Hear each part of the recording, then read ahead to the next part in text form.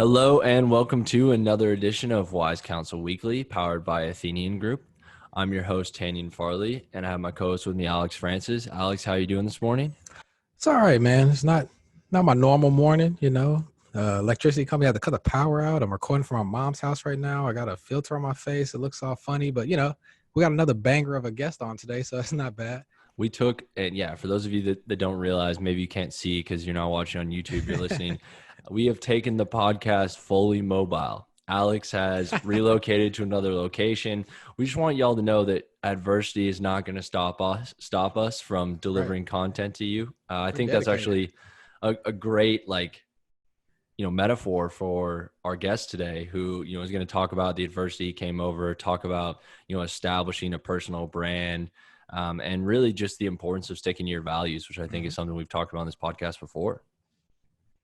I think it's great, and continuing to make sure we grow from that and learn from that. So Absolutely. That's going to segue into our main topic of the day. So you want to fill in the group what the topic is, Alex? Yeah. So main topic today is just building a brand, all aspects of it, from transitioning from one brand to another, or, a whole career into building your own brand. We're going to discuss some things like that with our guests. Then we're going to go into some quick hits with our managing partner, Bobby Dixon. And then for our big three today, it's going to be brands you should support and why. Yeah. And we're excited about this episode.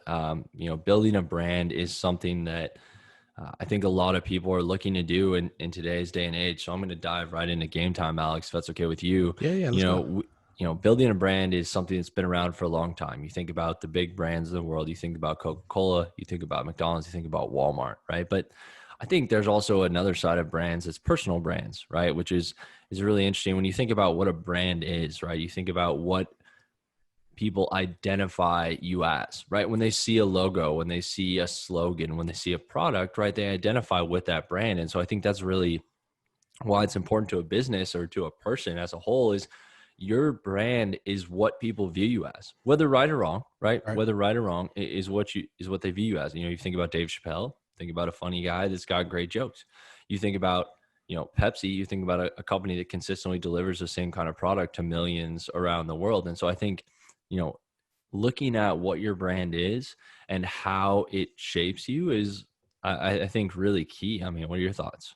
Yeah, absolutely, man. Everything you just said was exactly what I was thinking. I mean, a brand is like the first thing that pops into your head when you think of a particular company or person.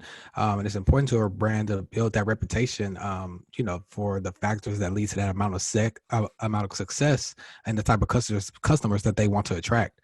When I think about branding and like kind of why it's important to a business, I always think about farmers and cattle, because there's, they have that branding iron, so they brand their livestock, and then when they go to market, people can see, that they have, great cows or whatever livestock is, and they can see that brand and that farmer gets great notoriety and recognition for having a great product. And that literally is what that brand did when they brand that cow, and then turn into a brand as a whole for that farmer and their company. Yeah, I mean, that is quite literally, right? The meaning of a brand, but I think it's a great way to think about it. I think that, when you think about what are important things to consider as you build your brand, it's exactly what you just said, right? That is what people see on you, right? It may be a prize cow, but it's got that brand that says, Alex Francis Farms or whatever it may be.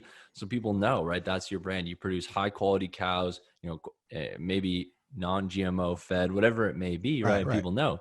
So you think about important things, to build your brand, it's what we just talked about, right? What are your values? And I think your values is what builds your brand. Like whatever you focus on internally and your values that you shape your company towards is what people see you as, right? We're going to talk about, some corporations that you need to support. When you think about, a brand that people recognize and why they recognize the brand, I'm going to go back to Amazon. I know I talk about Amazon a lot on this podcast, but to me, it's an extremely strong brand because what does Amazon mean? It means speed, reliability, and value. Plain and simple, right? People know that Amazon is going to get you the product you want. It's going to get it to your door. It's going to make it easy for you. It's going to be reliable, right? And I think that's what you need to focus on when you build your brand, or when a company's building your brand, is focusing on your values, and then think about how you apply those values to everything you do, whether it's sales, whether it's inventory, whether it's customer relations, whatever it is. If you stick to your values, that's what's going to shine through in your brand. I mean, what do you think are some other important things to consider for companies to build their brand? Man. that brand right there, and sticking to your value and sticking to your core, is the main thing that I think is the number one thing that you should consider, because you don't want to sway off course too much trying to make something happen when, things are rough or times are hard, just to make that quick dollar. Because, people will remember that in the future. And, sometimes you can't recover from those, mistakes or decisions that you made to make that quick dollar. And then secondly, I just believe like you should consider your consumers. Just like you said with Amazon, they found a niche in the market, and in the current state of that business, and found a way to capture market share. And everything doesn't just fit one formula. They figured out a way to move quicker, move faster, and give people the different things that they want at a faster rate. And every brand can have a different recipe, but you have to build your brand in that niche area just to capture that consumer attention. For sure. And I'm just, before we move on to the kind of next thought here, I just want to, reiterate something you just said. Amazon that now sends me everything I need in my life started off selling books, right? Selling hard copy paperback books. And if you think about now, one of the biggest e-reader digital delivery of books in the world is Kindle. Yep. Right?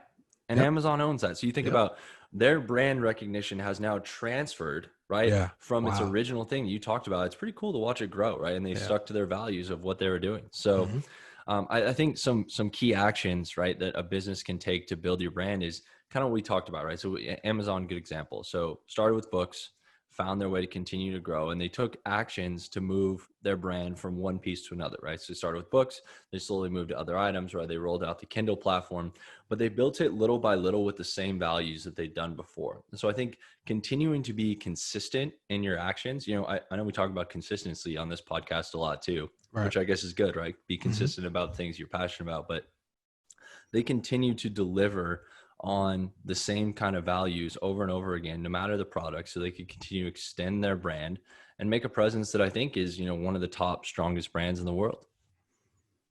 So, I think the other thing that Amazon really capitalized on was the growth of the internet, the growth of social media, the growth of the free flow of information. So I think now it's probably easier than ever to make a brand for yourself, good or bad, right? Good or bad. Same with your company, good or bad. Easier to, make a brand. Now, I think it's harder than ever to maintain a brand because, Alex, and we'll hear about this a little more when we talk with our guest today, but, we live in a world today that very much has access to all that information free flow that's on the internet. And so because of that, your brand can easily be tarnished, right? All it takes is one incorrect email, one incorrect tweet. Like, what are your thoughts on how easy it is to build a brand, but how hard it is to maintain a brand in today's world? Yeah, man. To build that brand, to building it up and maintaining all on social media is definitely easier than ever before. Because one thing is you can have all your customers in one place. You can see what your consumers think about your products in real time in the comment sections. You can launch new product line extensions at a moment's notice and blast it to all of your consumers that follow you. And as well as, you can show your company's comical side or your charitable values. A lot of ways to connect with the common consumer and relate to your customers, which shows you and how you are as a brand and attracts more customers that align with your message and your views. So it's a lot of things that go into social media that can lead to just more customers, more revenue, and a lot of connecting with just the customers that you want to talk to. For sure. And when you think about what you just mentioned, social media and connecting your customers and creating a strong brand, I think that's a great segue into our guest today. We are bringing on a good friend of both Alex and myself, Super Bowl champion. I still think that's really cool to say, by the way. Super Bowl champion. Bro. Not many people in the world get to be introduced to that. Super Bowl champion, current Seattle Seahawk, media personality, all around good guy, Luke Willson. So we're going to bring him on the podcast. All right, we now welcome on our guest, Super Bowl champion, current Seattle Seahawk, media personality, our good buddy, my guy, Luke Willson. Luke, how you doing this morning, man? Daniel, what's up, man? What's up? Alex, Daniel, how we doing? I'm good, man. What's going on with you, man? How's it up there in Seattle right now?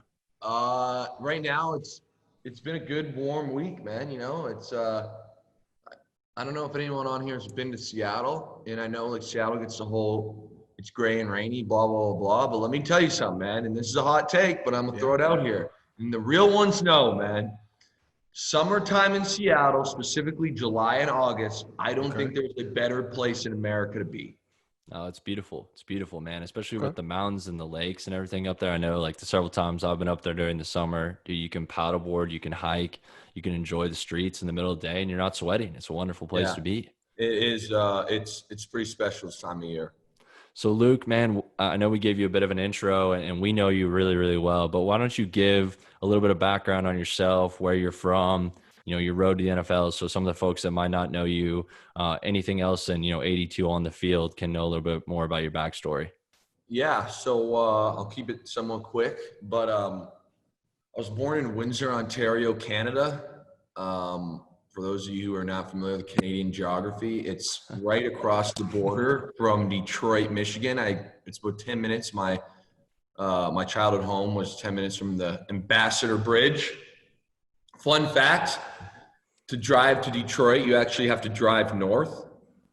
Fun fact, if you guys are ever in a trivia day, that might be able to something. But I can tell you this is true. Luke and I one time had an argument about this and actually pulled out the map on the wall in the locker room and went through this. So that is a true fact for anyone listening. Next fun fact, it's not exact, but we're almost on the same latitude line as San Francisco. Okay. You know what I'm saying? Just letting you know, man. I'm just keeping it real. He's a walking atlas, man. That's what I'm saying, Alex. So anyway, I grew up there. Pretty standard family upbringing. My two older brothers that are fraternal twins and a younger sister. Pretty active, all four of us were in just a variety of different things. Brothers were big football players. It's a little different, where I'm at, and it's getting a little maybe more serious. I'm not 100% sure, but like high school football was pretty chill. Like we didn't really watch film. We didn't have like a workout program. Gotcha. We didn't even really have practice uniforms. It was like our old game uniforms from 10 years ago that was all tattered. So little plug there. So Luke actually donated practice uniforms to his high school when he made it to the NFL. So I was a little tie back and game uniforms, man. Nice. Yeah. So, but that wasn't where I was going with that, but thank you, Tanya. So played high school, kind of was more of a hockey baseball kid, to be honest, growing up. And it's funny, and I don't know if anybody who's into the business side of things, one of my number one things that I do is always listen to my mother. And I'll explain to you why here in a sec, which is going to tie into how I met you guys. So hockey was kind of like not working out as well as I had hoped it would. But I was always kind of a dude who thought positive and was like, all right, I'll just take a different route to, be your traditional Canadian kid and make the NHL. Yep. And that summer, somebody was like, hey, why don't you, take your foot off the gas of baseball a little bit and play. We had club football. So kind of like AAU basketball. Right. Try and make up the difference because our high school football is so weak. Gotcha. In comparison to like, if we were to go down to Texas as a high school, we would have gotten absolutely drilled by everybody. Yeah. Okay. Absolutely. Now, absolutely. Not even close. But then it's like, don't get me wrong, this club team I was on probably still would have gotten drilled by a lot of teams in Texas, but we'd at least talent-wise, like if you guys are out there, be like, hey, man, these kids are athletic. You know what I'm saying? They Like, can play. tough kids. Yeah. So you get this like all-district team. Again, I refer to it as like AAU basketball if you want to. Kind of like an all-city, whatever, all-star team. And we'd play like throughout our province. And they had this like camp. Someone and one of my coaches was like, why don't you go to this camp? There's a bunch of like university kids there. So I'm like, all right, man. So I stroll up there. It's just shy of Toronto, a place called Waterloo. It's about, 3 hours and some change from my house. And I head on up there. My mom drives me, I'm summer going into senior year. Mm-hmm. And I'm playing defensive end. I don't even know if you guys know the story. I'm playing defensive end, and the camp was kind of strange on some shady shit. Back then, the NCAA outlawed this. It was like, I found this out later, why so many coaches came. When I say coaches, it was mainly GAs. Was because it was international, there was a loophole in the NCAA where schools could pay their coaches to go up there. Oh, wow. Get like GAs to go on this trip and be like, yo, I can give you like $2,000 to go up there. Yeah. That's nice. And we also did 3-a-days, full pads. Yeah, they didn't care. I can't even imagine, man. I can't even think imagine. Of it like there's no governing NCAA body. Right. So we go out there and I'm playing DN, and there's a coach from Louisville. So there were a lot of coaches, mainly smaller schools, non-D1 schools, but the D-line coach was from Louisville. And he was just like all about this defensive end. Day one, he was ragging me. And I'm just like, and this defensive end was like a highly prep school kid from Quebec. And I was kind of a no-name type guy. And I'm like, okay, this is like nonsense. This guy's all over my case, whatever. So we finished like day one, and I'm like, or practice one, and I'm like, Mom, like, we need to go home. This is a joke. Yeah. Like, this is a joke. Right. She's like, why don't you move to tight end? I'm like, Mom, I don't even, like, in Canada, I didn't really play tight end. I played slot receiver because we get that like motion to the line of scrimmage. Yeah. So I'm like, Mom, I don't even play tight end. She goes, just go play tight end. I'm like, all right. So I go back to the Friday when you showed up, it was 2 practices. Saturday was 3, Sunday was 3. Okay. With a scrimmage at the end. So I go to the second practice Friday, and I'm like, yo, I'm going to switch to tight end. I like tell the little camp manager guy, whatever you call him. And he's like, oh, we don't even have a tight ends coach here, so just go with the O-line. I'm like, you got to be shitting me right now. That's a terrible turn. Terrible. I'm like, so I go over there, and no disrespect, there actually was a few like really good linemen that have had successful careers that were there. One of them actually went to Rice with us. And one of them is still playing in the CFL. But at the time, like, your high school linemen, these guys aren't that athletic. Mm-hmm. I'm looking like LeBron James compared to these guys. Right. And I'm not saying that's because I was LeBron James. I'm saying because the crop I was the comparison. Yeah. We understand. We hear you. Yeah. So then I'm all upset, and I'm like, man, this is nuts. So practice ends. The coach is from Eastern Michigan. He takes a liking to me, but I'm like, this is still nuts. Like, I'm like, Mom, like, let's just go home and see if we can get our money back. Mm-hmm. She's ripping me a new one. She's like, you're not going home. Like, we already paid. I didn't drive up here for one day. Like, just stick it out. And I'm like, all right. Next day, Blake Miller from Rice University shows up a day late. He's the O-line coach. He's all over me. I don't know how strange you want this podcast to get, but it did get a little weird when he asked me to go to his hotel room and he started taking photos of me. You know, when you're a 17-year-old kid, I'm like, what the hell is this guy doing? Yeah. Nothing bad happened. It was just one of those things where, like, he thought no one would believe. Yeah, that he found someone that could actually play. Right. Yeah, yes. I get it. Diamond in the rough, man. Yes. About 2 weeks later, I remember sitting on the phone, and Blake and Coach Patterson called me, and they're like, we're officially offering you a full ride to Rice. I had sent some highlight film of the AAU team, like, and and I remember sitting on the phone like, are these guys fucking nuts, man? Yeah. Use my language, and the rest was kind of history, man. Ended up at Rice. Yeah. As you guys both know, like, a very roller coaster ride there, I think, for everybody who's played football at Rice. Yep. Accurate. That's pretty accurate. Yes. There's a lot of great things that occurred.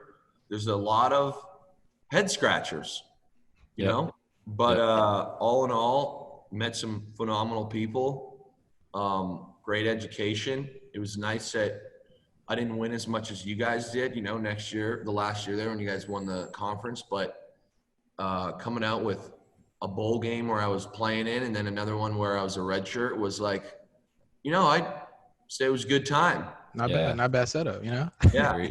And now I'm here going into year 8.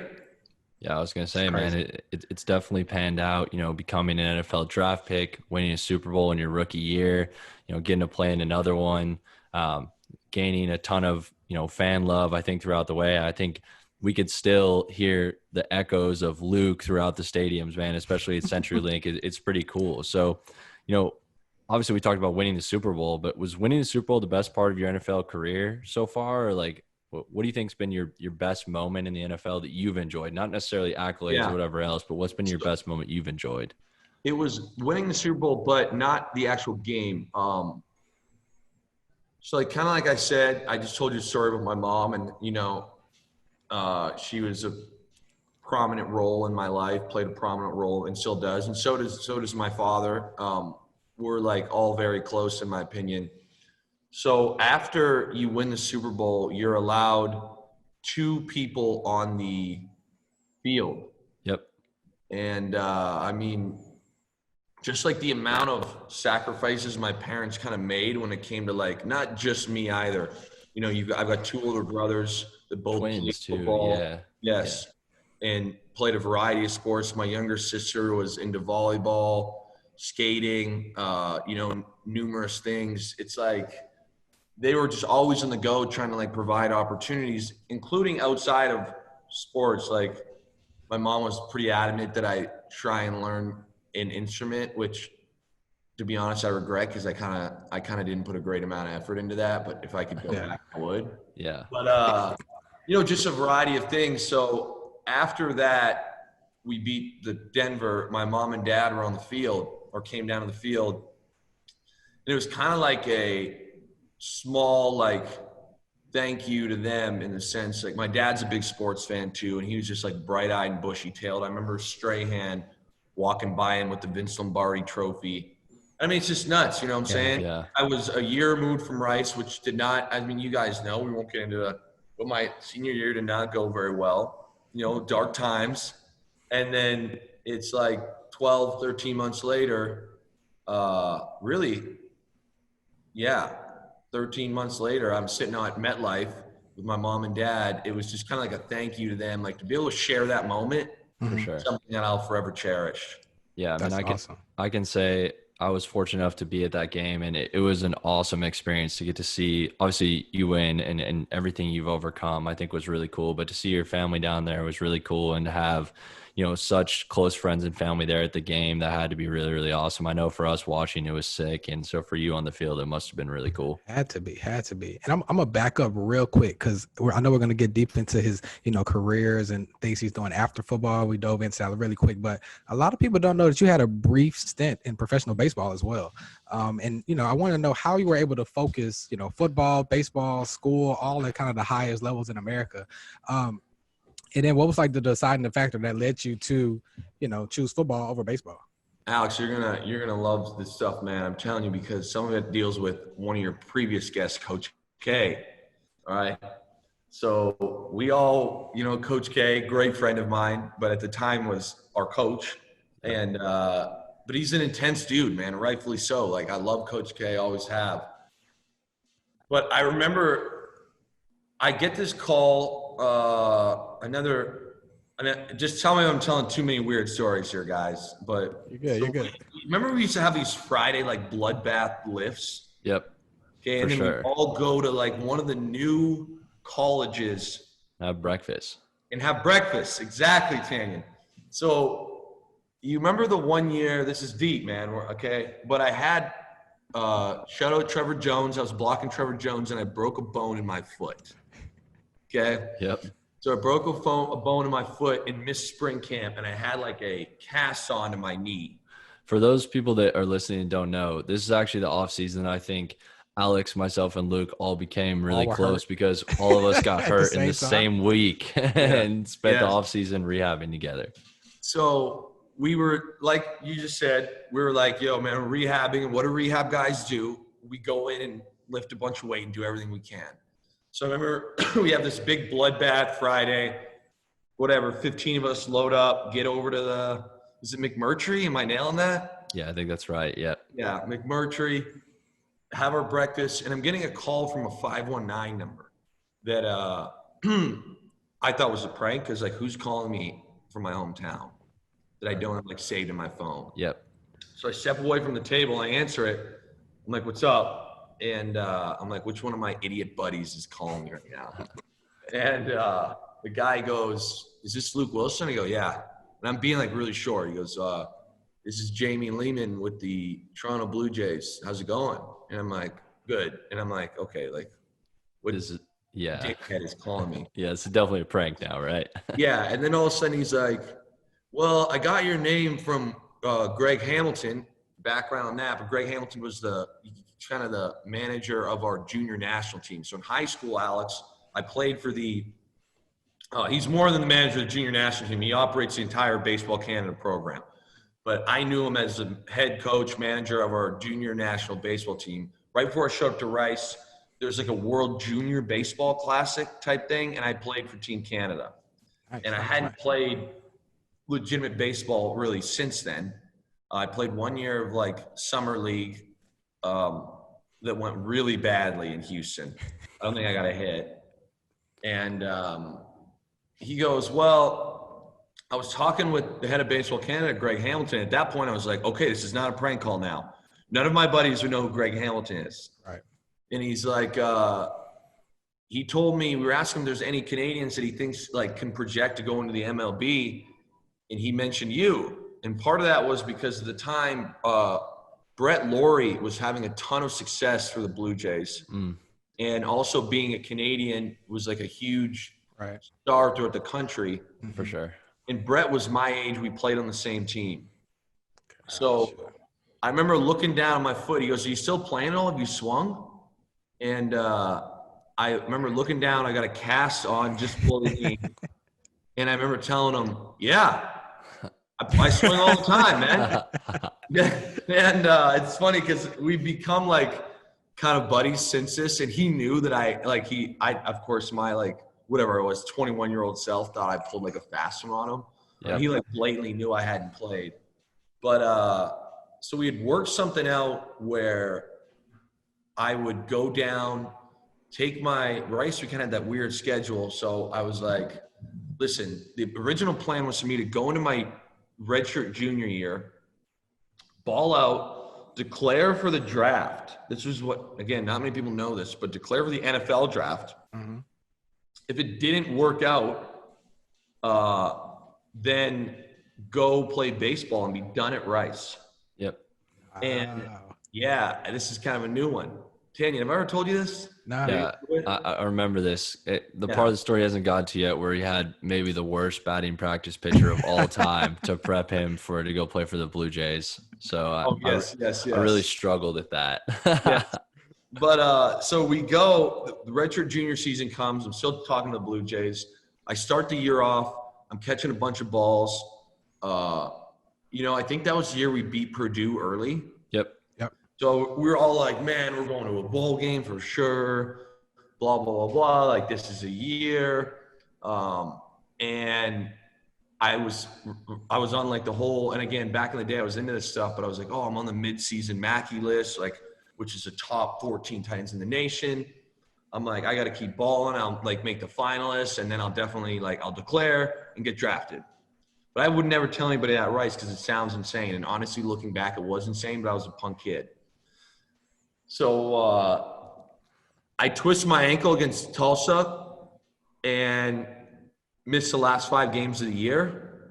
Yep. And now all of a sudden I'm like, shit, I can't come out of Rice my junior year. Yep. I haven't played 7 games. And now I'm like, what am I going to do with baseball? Like I told these guys I'd go this year if I didn't. So I had worked it out where, okay, I'm like, listen, I got to come back. But like I moved all my exams up, right? So we had that early exam period. I got them all moved up, and I'm a philosophy major. So a lot of my exams are actually papers.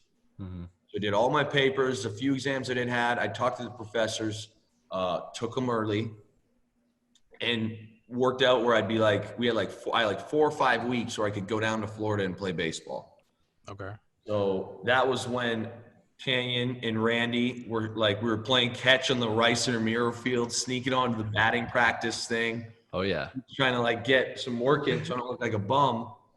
I got to baseball, and I don't think I've ever had a more miserable time as far as camaraderie goes. Okay.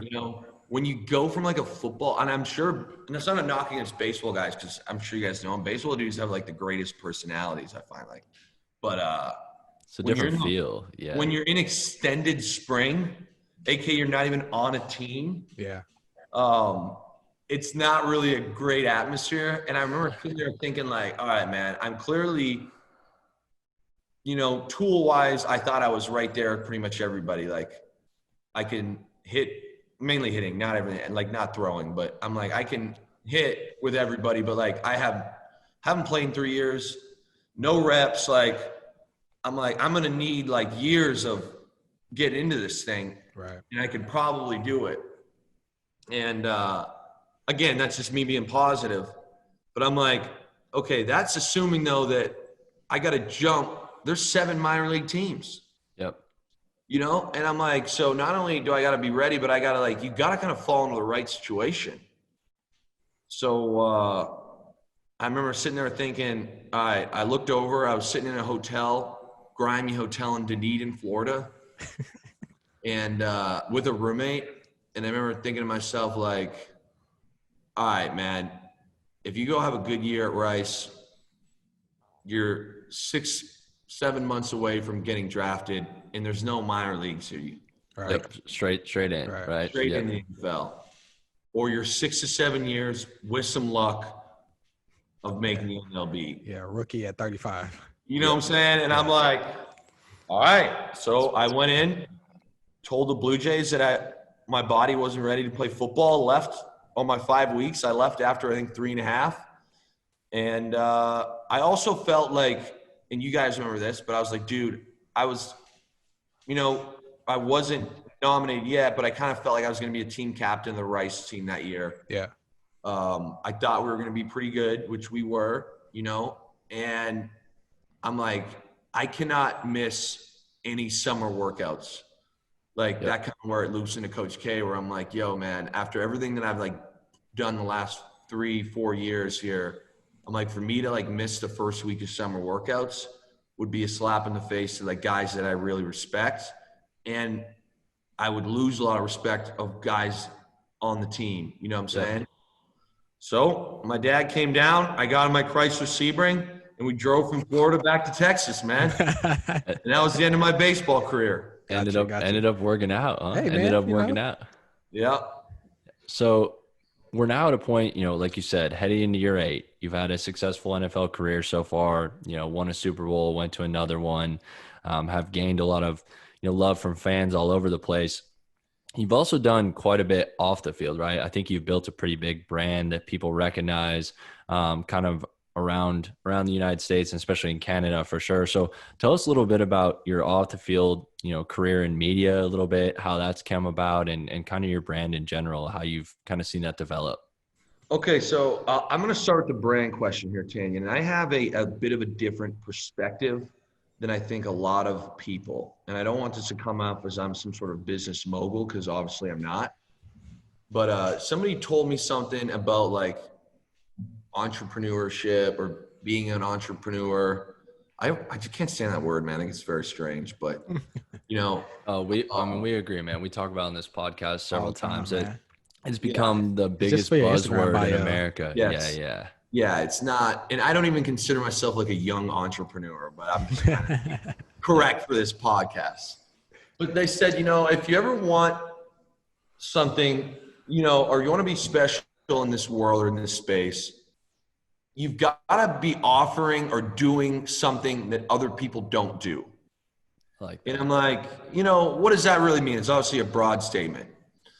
But I think that the more I've been in the NFL and the more I've been around, you know, situations, and now I've got, even in my hometown, I opened up a performance facility. Some of the media stuff, I'm like, I think the best thing is just that I really focus on is authenticity. Yep. And what I mean by that is that, and I'm sure you guys run into this, and it's across probably every sort of line of work, is that a lot of people will say or act or do things that they're generally expected to say. Or they will change, like, hey, man, I'm going to say this, and especially in the age of social media, like, I'm going to say this for this purpose. This isn't even what I really believe. Right. It's just like the theme of the month right now, or like, this is going to be a hot take or whatever. And it like get this like wild groupthink mentality. And I'm like, you know, for me, I'm just going to be me. As simple as that sounds. Absolutely. And I think that there was times younger in my career where I didn't have that. But as I've gotten older, especially with the media stuff, and I'm learning this throughout the, you know, performance facility and operating a gym, that the more I can kind of like make things into my own unique experience and like, hey, this reflects me, this reflects my values, this is who I am, this is an act, the more success that I've found off the field. So again, we'll start with the media stuff, Tanya, but when I was first approached by TSN, I was down there, it was in Houston, it was the Houston Super Bowl. That's right. And, you know, it was and I kind of blamed TSN, but the reality was it was my fault. It was very like suit and tie, you know, and they're like, hey, Luke, like, I want you to talk about it was the Falcons versus the Patriots. And I remember being like, you know, I can't stand when these guys talk about us, don't really know what they're talking about, blah, blah, blah. And then like, now I'm part of the problem. And I was like all mad that I like did it. Granted, it was a fun week outside of the media. As Tanya and Farley knows. It was. But it's like one of those things where I was like, that's just so not me. And I felt like you almost feel kind of dirty in a way. I know it sounds weird, but it was like, man, that was like, who is this guy? I've got a suit and tie on. I'm disingenuous. Like, you know? Yes, exactly. Great word. And then it was like the next year I ended up going with a kind of a competitor up there. It's called Rogers Sportsnet. And they gave me a little more freedom. And yeah, I'm still wearing a suit and tie, but I'm like doing a little prank show. We're like out and about on the town, like doing like, hey, a Super Bowl week. Like your personality. Yeah. Yes. And then the next year I did the same thing. This year I actually went back to TSN and had really like a very healthy balance. But even on the panels, it's like, hey man, I'm not going to sit here and give you the cookie cutter answer. Right. Yep. You know, yeah, I'm still suited and booted on some of these panels, but it's like they ask me questions. It's like I'm answering them like I would be talking to you guys. Right. And it's weird, but then all of a sudden I got way, way, way more positive feedback being like, yo, man, like, I think that especially in that media world, like people just appreciate authenticity right now. For sure. You know, and I mean, being an NFL guy helps. Like I had some hot takes on there, you know, some angles people probably don't think about. But it's like, dude, you don't have to say, again, I'm learning as I grow, like, let's play the long game here and just like be you. And I think that more people in today's society are appreciating, like you said, Alex, that people who aren't disingenuous. And that's kind of how I've built my brand, even on Instagram. Like I'm not that active, but when I am, it's like I try and put posts that actually do mean something to me, you know? Yep. No, and I think it's a great way to look at it. And I think your story of your personal brand is very similar to what we're seeing for successful brands kind of across the world right now, that people have seen how disingenuous they've been for a long time. And with coronavirus, with social justice, people are aligning with brands that they trust, right? And they trust them because they're authentic and because they follow through on what they say and because they post meaningful things and actually mean it, right? So I think what you're saying aligns with what successful brands, global corporate brands have done, you know, over the last couple of years, and it's paid dividends here. We talked about last week with Reggie about, you know, brands that have reached out to their community or invested in causes that they really care about. And because of that, when the economy goes down, or maybe, you know, there's companies that aren't being supported, these people are going out of their way to support you. I think, you know, you see the same thing with your brand, and correct me if I'm wrong, but like, as you've moved, you know, like you were with the Seahawks, the Lions, you know, Bruce in with the Raiders and back with the Seahawks. I mean, you've had a fan base that's followed you because of that, right? Because of who you are and because they know that you're going to be that guy. And I think, you know, you in the locker room as well, right? Your team brand, like guys know what they're getting from you as well, which I think is really, you know, helped carry that. Would you agree with that? I couldn't agree with you more on that entire statement you just made, Tanya. And I think that, that is exactly, you articulated a lot better than my dumbass did. That's exactly the kind of vibe that I am trying to approach on all aspects of my life, even on my personal life, you know? Right. So that's I guess my little 2 cents is the 2020, man, the more authentic you can be, I think the better chance at having success you'll have. Agree. I like that. And I definitely love how you went into the media game that's, you know, been around for years and kind of the same thing, cookie cutter, and became your own, found your niche, found what people liked about you. And that led you to, you know, a greater following, a greater showing. And I just want to ask a quick question of how do you know when to not cross that line? Or what are your tips to somebody that's a younger influencer or a younger athlete that, is building their brand, building their marketing, building their whole network, and keeping it to where that they don't get destroyed on social media, or that they don't mess up what they are already building up? What was the kind of advice would you give to them, to showing that you can be genuine, but also don't cross that line just to make a quick buck? Yeah. So this is what, excuse me, Alex, but one of the things I think that plays into this, what you just said, which is kind of, you said the last thing, the don't cross the line to make a quick buck, is that, and I'm learning this even in the NFL, like going to year 8, and I'm kind of looking back like, damn, man, you start to get it now. Like you take things one day at a time. And like year 2, it was like, man, I want to be in year 8, like year 8. And now I'm like in year 8, I'm like, man, it was hard work, but there's no like shortcut to what you're trying to do here. So I'm trying to think of how to articulate my answer for this, but I find a lot of people will be like, you know what, man, I'll like sacrifice some authenticity for this like moment. Right. And it's like, dude, maybe in that moment, this moment seems like a huge ordeal, but it's not when you look at like an 8-year, 10-year, 15-year timeline. Absolutely. Sure. When you look at the macro, it's just a piece of the puzzle, right? Yes. And it's like sometimes, and I even think about this with my personal social media, because I got people like, yo, say this or do that. And it's stuff that I believe in, but I'm like, dude, it's not the right time, and the right time might be 2, 3, 4, 5 years from now. But it's like, listen, man, I haven't given enough thought. I haven't explored this. I'm not as educated enough on this to like really say something, because we live in a cancel culture, man. Right. Whether you want to like admit that or not, that's the truth. So it's like, oh man, I could say this, get my clickbait. It's offside, but like now all of a sudden I'm going to be in a lot of people's mouths and, blah, blah, blah. But it's like, what was it worth? What was the cost? You just can't measure that until 5 years later. Yeah. You're sitting there in whatever field you're in. It's like, no, I've got a meeting. Now I've got this. Now I'm trying to partner with this brand. Now I'm trying to start my own thing. And someone's there is like, man, I remember 5 years ago, you said that dumbass shit. Yeah. No, it's a different world, right? What kind of character does that speak to? And I'm not saying dude should be afraid.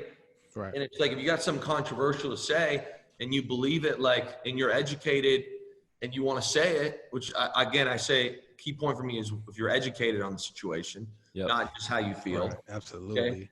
Absolutely. It's like, go ahead and say it, man, because if you're that, like, I love using the term woke, right? If you're that woke on the situation, you'll know, like, hey, man,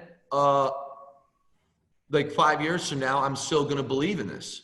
I'm still going to believe in this business. Like, I invested a bunch of money in here and I'm supporting this local business because I know, or not just local, corporate business, because I love how they operate. Like, I've got, so that's my thing is like, I think that especially in days like cancel culture, the quick buck, the very fast, like, yo, man, I'm going to do this.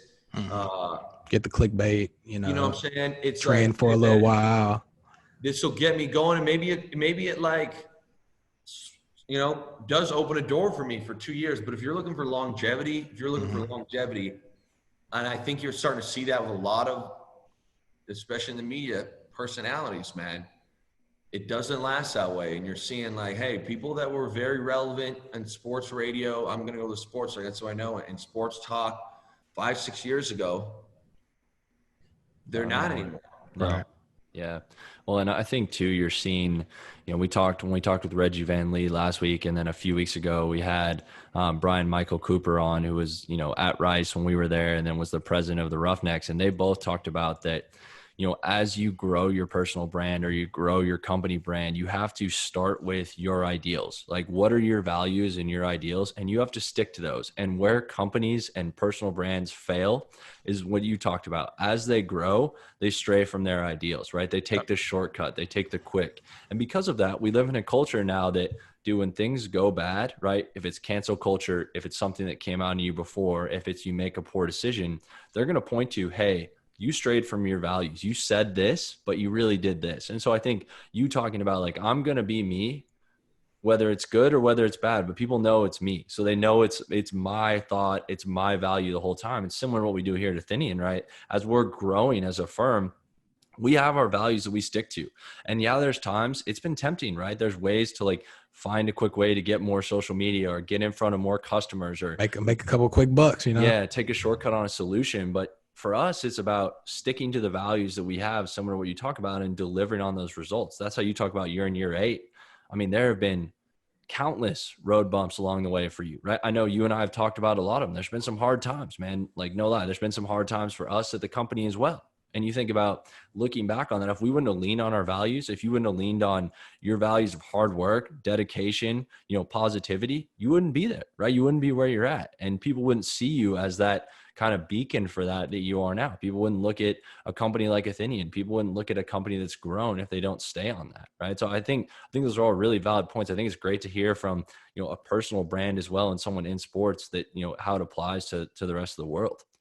So Luke, man, I know we've been on for a little bit, but I got one more question for you, because for those of you that don't know, Luke is our out of the box thinker friend. And I mean that in the best way possible, right? He likes we made him take the tinfoil hat on before he got on camera, guys. No doubt, Alex. No doubt, bro. Trust me. I've been wearing it. I've been wearing it with pride these days. And there's been plenty in the media recently that we can focus on. But one of the questions we always ask our guests, on the podcast is what they've been reading, listening to, or learning from lately. Why it's important to them and what they think it's either bringing to them or the community around them. So for you, man, what's been the latest read or the latest thing you've been following, and why? Dude, I've got a weird one, man. I don't even know if I should admit this. Got a weird one, man. Let's Alex hear is it. already laughing. I know he's laughing. Listen, man, you hold your judgment, all right? All right, hold your judgment, Tanyan. Look at him. He's scowling at me, Alex. I'm holding judgment. All right. I'm staying here on this. So what I'm really like trying to do these days is just read some like wild shit, man. Some, maybe not like, I'm not talking political here. I'm talking more spiritual. Maybe some stuff that people don't necessarily love reading or love reading with it, and I'm not saying I agree. I want to preface it. I don't know where he's going. It's about a well-rounded perspective. I get where you're going with yes, it. All right. Okay. So I'm getting into, have you ever seen the Netflix documentary Wild Wild Country? Yes. I have not. I have. Yes. The guys in the red? Yes. Yes, Yeah. Remember the main dude there, Osho? Mm-hmm. Bro, it's right over there, man. I got 2 big Osho books. Bro, some of the stuff is like That's interesting. Bro, it's actually and like I talked to somebody who, wasn't in the Oregon commune, but like was pretty tight with a few people that were. I think that the Netflix documentary might have had some like Hollywood spices added to it. Of course. Yeah. You know what I'm saying? And I'm not saying that I would have been in the Oregon community, or I wouldn't have. But there's a lot, and he also doesn't write. Apparently this was just his students writing what he said. But there's some thoughts this guy has in this book where I'm like, bro, no one really says this shit, but it's pretty deep, man. I haven't read anything extreme by any means. That documentary kind of paints it as like very, very extreme. Gotcha. But yeah, man, there's some, it's kind of more of a philosophy book. Well, that's good. I mean, like I said, there's always some good somewhere, man. Yeah. And being educated on this stuff is important, because then you can have a perspective on it. You can know. So we'll make sure we link up the link to the Netflix doc, and then we'll get the information for the books from you. We'll put in the link of the podcast so people can check it out and get kind of a holistic look of what's going on. But man, also another one. I'm sorry, I forgot. I love it. Lay it on us. As you guys know, and I mentioned earlier, I'm Canadian. But I'm actually pretty deep in some of the American history with regards to race. Yep. And it's pretty frightening. I'm not going to lie, especially when you read about things in videos about things such as redlining. Mm-hmm. Yep. I mean, it's one of the most outrageous things I've ever heard. You know, the prison industrial complex. Alex and I have talked about this. We had a podcast, this is probably about a month ago now, Alex, where we kind of went into, some of the race relations in this country, and then specifically with people that, we work with on a daily basis. And it's pretty crazy to hear the firsthand accounts, right, from things that, most of us, you and I, especially Luke, probably never grew up around or experienced, and then learning about it at a broader scale. I mean, once again, right, the more information you can have, I think the better. Yeah, it's so again, it's one of those topics though where I feel like not, spending the first 18 years of my life in a different country, I'm continuing to like press into, because it's not just as simple as like, oh, here's the redlining law. There's an ungodly amount of negative things that are really disheartening. For sure. Yeah, it goes deep, and I'm glad you're expanding the horizon. Yeah, dude, it's important. Yeah, Alex, and I'm learning that, like, it goes very deep, and it almost seems like this never-ending like cycle. It's just like every corner you turn, you're like, what? No, it's weird. It's weird. It's like all that stuff I knew growing up, and everything you see is some kind of back door to it, or some underlying message, or a different statement. And it's funny to see when you start digging and looking into it a lot. Well, and the interesting thing that Alex and I found is, we were talking about some of our like thoughts on everything that's happened over the last couple of months. And we talked about some of the experiences and like biases we had growing up that weren't from our parents, right, but were from the media. And it was wild because Alex and I had similar biases that we were like taught, right? But obviously growing up in two different parts of the country, two different cultures, two different socioeconomic backgrounds. It was interesting to see like that we had both thought of that, right? And obviously like that they didn't affect me as much as they did affect Alex, but to see where we're at now and then talk about it, I think is important. I mean, that's the only way that we can grow as like, future parents or future leaders in this country, is understanding like what you learned from and what you grew from, and where we can make it better. So I think that's a great thing to learn and read about. Big time. So Luke, we appreciate you coming on today, man. We will make sure we link up your Twitter and social media. Before we go, man, is there any charities or brands you want the followers to reach out to or check out that you think are important? I just bought an avocado bed.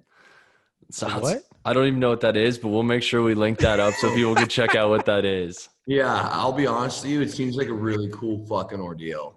Cool. I'll let you know when it comes in and I sleep on it, how the vibe is. Oh, it's an actual bed? I thought it was like something to put your avocados in. No. It's an actual mattress. It's not actually made with, maybe it is, I don't know, but it's not made with, it's a sustainable, like clean, no chemical bed. Oh, sustainably sourced. All right, well, we'll have to have a follow-up. We'll have a follow-up Athenian short where we just like check in on Luke's avocado bed. I want to know if the bed bugs stay away or if the bed bugs eat the avocado. You can get the vegan version.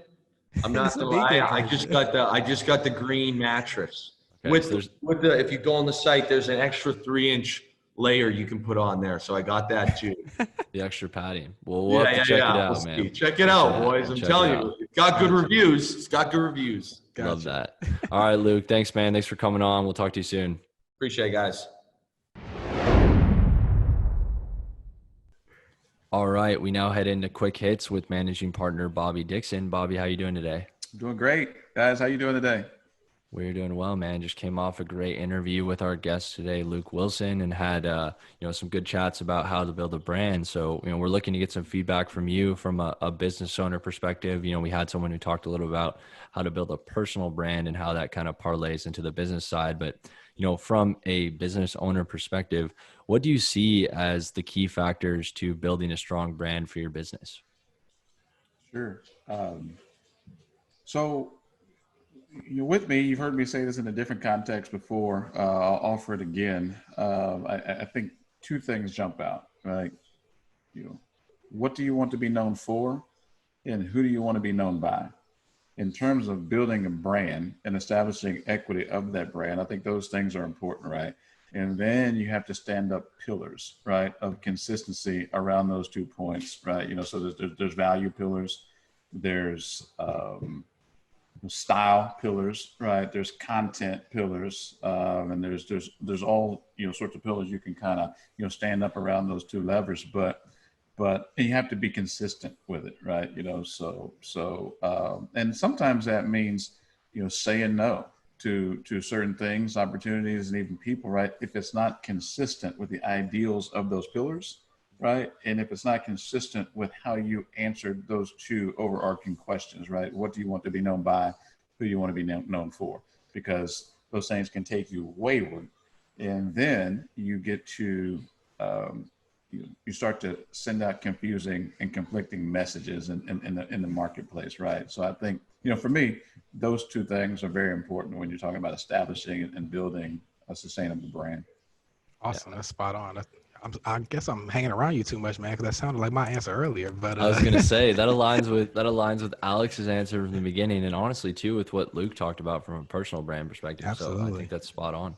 Yeah, we talked to Luke a little bit earlier about the ability with social media and how quickly you can build or destroy the brand in this day and age, and the flow of information, how it's coming out. So how should business owners think about their actions going forward? That's a great question, Alex. And, admittedly, I did not cut my teeth or come of age in this environment, right? So I'm having to get used to it and embrace it in real time. Give you a personal story, and tie that to business. But I talk to my son about this all the time. He's 16. He has established a track record of nothing short of excellence, right? In 16 years, but it's brick by brick, right? That he's done it deed by deed, encounter by encounter, grade by grade, right? And in this world we live in, with one send of a snap, of a tweet, or whatever it is, we're communicating, it can get torn down. 16 years of excellence, right? Right. Torn down in one click of a button, right?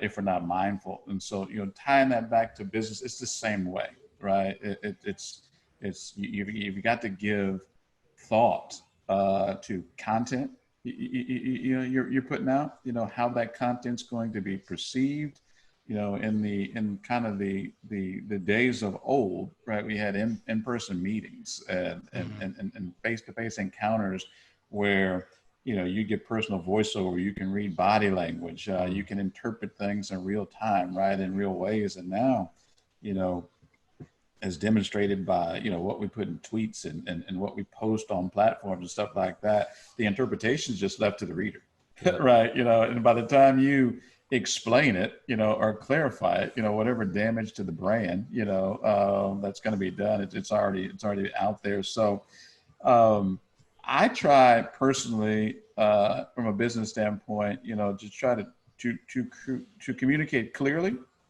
what our message is. And again, having identified kind of the values that we stand by, and stand up and sort of, who we're trying to communicate to, just be as consistent as possible, right? Is the way. But admittedly, I haven't, involved myself a lot, right? In today's modes of communications, I'm still a pick up the phone guy. Gotcha. I think I've shared this with Tanya and try to wrap this answer up. If I personally find myself writing more than 2 lines about much of anything, then I'm going to pick up the phone and have a conversation. And this is anything of real purpose and meaning and impact, right? And if I feel that conversation, is going to last, longer than 15 minutes or so, then I try to meet face to face. Right. And so obviously in these days of pandemic and such, you're going to have to figure out a way to rework that mode of operation. But I'm one that just doesn't put a lot of content, out online. But I know that's the way we do it. And so we got to just kind of guard the messages we put out. So. No, I think that's good. And I think too, we talked about in the first part with your understand what your values are and make sure you're, sticking true to those. I think that does help, to your answer to the second one. So, all right. So last question. So the listeners have not yet heard our big 3 today, but the big 3 is brands that we think our listeners should support and why. So Alex and I each had 3 plus, an honorable mention that we'll bring up. But for you, what's a brand, or a company or something that you think people should go out of their way to support and why? Good question. What comes to mind is Chick-fil-A.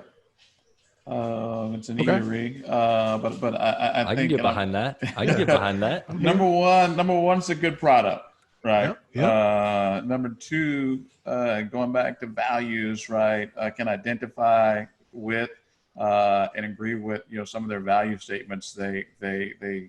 They make them sort of readily available, and if you understand the story about the founder and that sort of stuff, you just kind of take some things that they've done consistent to the values, right? Chick-fil-A's aren't open on Sundays. Think about how much money they could make if they open that seventh day of the year. But just based on the founders the founders values, he just determined that they weren't going to be open, religious reasons in his case, but sticking to his values, right? But you kind of go from the product to the values to the service, right? Just kind of think about when you go to Chick-fil-A, for some reason, they've got the same kids, from the same stockpile, right? To pick from, as every other fast food place, but they just seem to be a cut above, right? And to me, that's the culture, right? That's created in the franchise system and what they mandate all through the ranks. And so, Chick-fil-A comes to mind, when I think about a brand I'll support. Because I know the product's good, identify with the values, and the service, no matter if I'm in a Chick-fil-A in Pearland, Texas, if I'm at Chick-fil-A in Los Angeles, California, right? I know what the service is going to be. Yeah, makes sense. The consistency and what they do for the kids that work there, I think is definitely good. So, well, Bobby, we appreciate having you on and for the insight, as a business owner and, as a well-educated, parent and man as well. So we appreciate it. And we look forward to talking to you more next week. All right. Now let's head into the cool down. So Tanya, what's going on? What are you reading? What are you listening to? What's helping you out with your growth this week?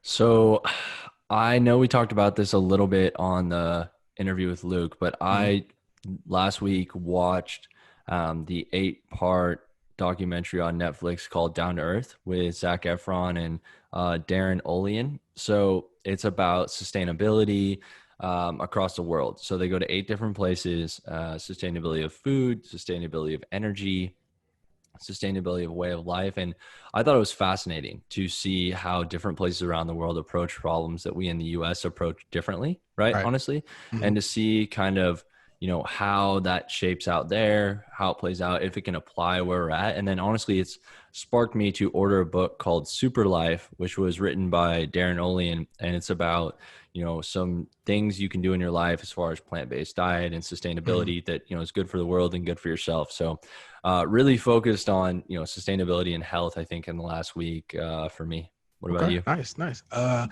I probably talked about this a while back because I was excited when I got this book. And it was a book for baby sign language. And I started a little while back, but I stopped it because I was like, the baby's not going to be here for like 6 more months. So I probably need to read this right before she gets here. So that's what I picked back up this week. And I'm already learning little cues and stuff that the baby will do that most people don't even notice. But then they clench their hand, they're hungry or stressed. And then when their hands are open, they're fine and happy. And I was like, dang, I never looked at that or noticed that or anything like that. So I'm already learning a lot. So I'm excited. Oh, wow. That's super cool. Yeah. That's going to be a good one for you to learn from. And then, eventually when I have kids and for our listeners, I think that'd be a good one for us to recommend out for sure. All right. Well, then let's move on to our big 3. So we kind of teased this earlier. We talked a little bit about with Luke and with Bobby, but our big 3 today is brands you should support and why. So really specifically, we looked at this as, there are a lot of huge brands in the world that are easily recognizable, right? We talked about Amazon, we talked about Pepsi, we talked about, Walmart, but who are some brands that we should support, that you specifically out there might not know about and why? So I'm going to do my honorable mention first, if that's cool. And then we'll run through. So my honorable mention is probably a brand that most of you have heard of. And it's Tom Shoes. So Tom Shoes is a brand that makes sustainable shoes and donates 1 pair for every pair you buy. They're at I think 100 million now at this point of shoes they've donated that people have bought. So, great cause, made from, either recyclable or sustainable goods. And then they donate a pair to someone in Africa with the shoes. So I think that's kind of the theme of what we're going for today is brands that we should support. So that's my honorable mention. It's crazy, man. I as many sneakers as I buy, I have like 4 or 5 pair of Toms. I love them. Me too. They're the crazy. best shoes to wear around the house, man. It's I like love awesome. them. Yeah. I have one quick honorable mention. It's not a particular brand, but it's just your local skate shops. I'm a streetwear connoisseur. I love streetwear clothes and hip hop clothes and Thrasher magazines and stuff like that. So man, just support your local skate shops. I know there's a lot of high end boutiques and stuff out there nowadays, but our skate shops were there first for us when you couldn't. They were the only place you could buy streetwear in your community. So like, let's keep them lifted up and continue to support them. Dude, that's a great one. That's a great one. I know that for me, that's like, I still like go to some of the local skate shops because number one, their prices haven't gotten outrageous on some of that stuff, but number two, they have some really cool local gear. So I support that one. All right. So my number one is Warby Parker.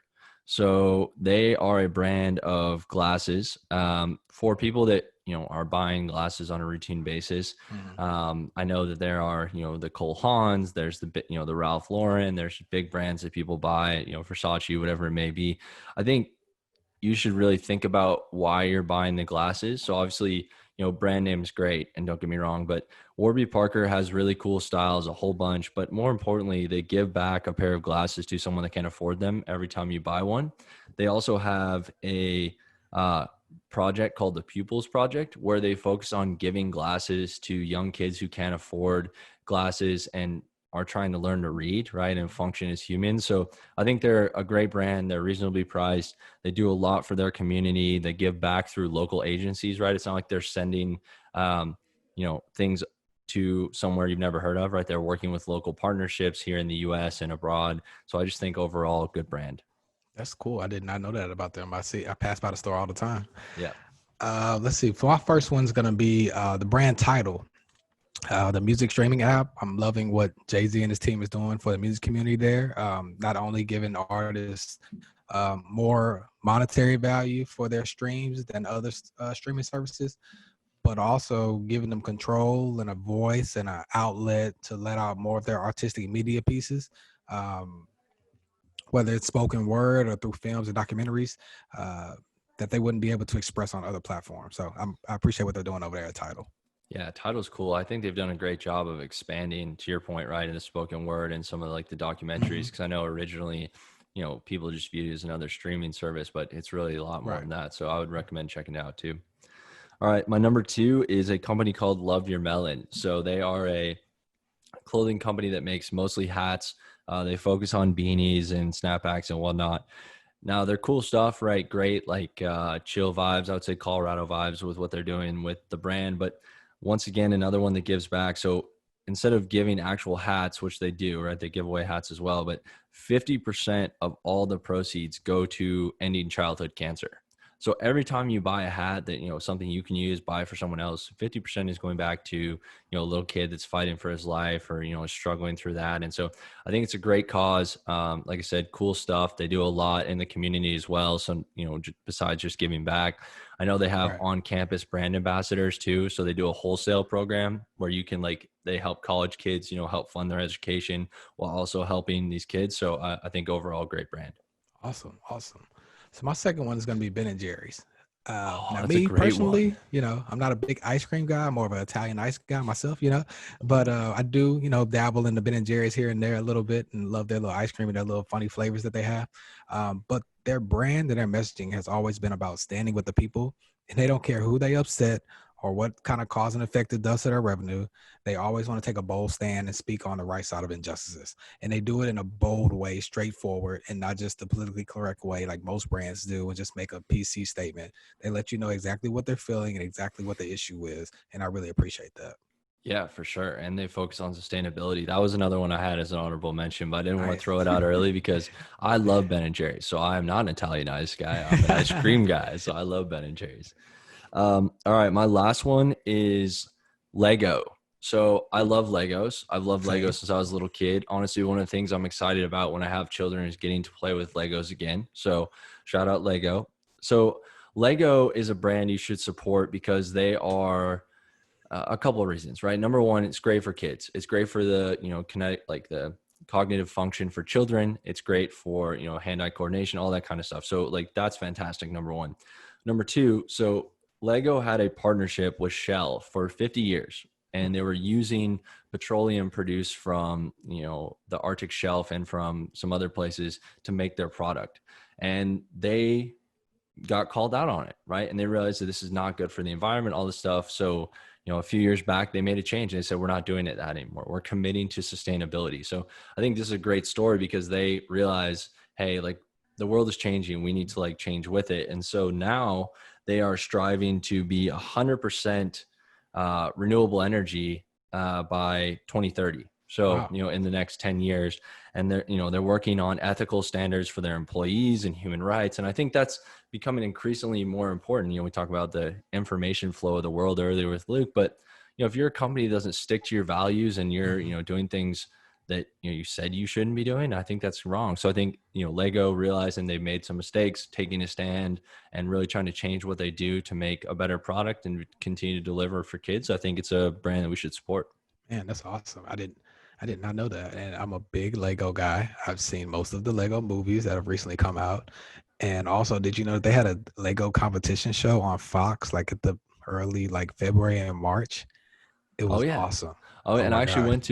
went to, so I don't know if this is still going. So the listeners should look this up, but at the art museum Uh-huh. in Houston, there was a Lego exhibit. So this guy, this artist made all of these awesome sculptures and actually like mimicked paintings all with Legos. Like some of these What? had like 30,000, 50,000 Legos. So look it up online if you haven't found it, Yeah, I gotta Lego find that. exhibit, but if it's not still there, like look it up. It's really cool. I gotta find that.